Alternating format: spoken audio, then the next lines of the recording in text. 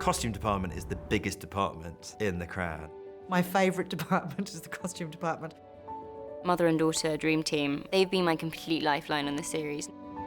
I've never spent more time on a job in costume. It was very much a collaboration, although Amy a lot of the time would say, just shut up and get on with it, you look marvellous, you know.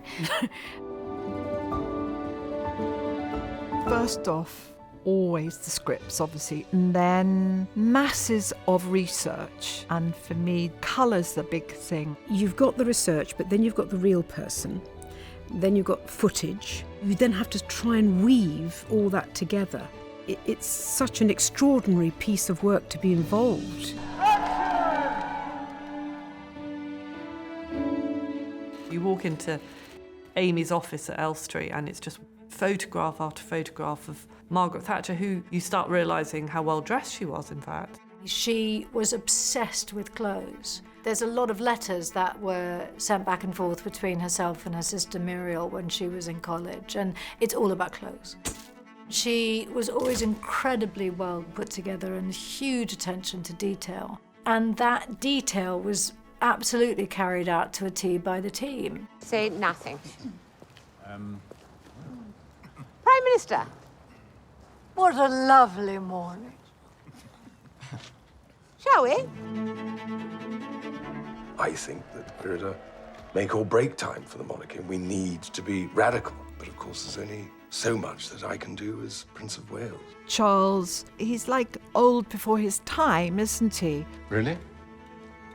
Should I cover my ears? He wears the most extraordinary clothes and beautiful ties and hankies, so he's terrific to dress.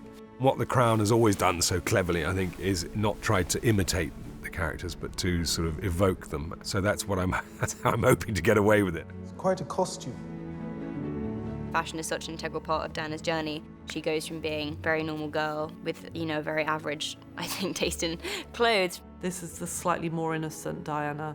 Your Royal Highness. Who would wear bright woolen, almost home-knitted jumpers. And then you've got her journey. She's pulled into the royal world and an increasingly toxic marriage. And then, you know, by the end you leave her and she's really found her voice in her clothing.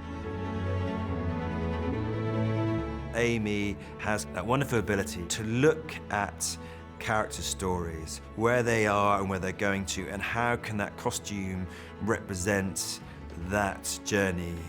I've discovered recently how fashion can be like such a mode of expression and such a voice. In some senses, such an armour.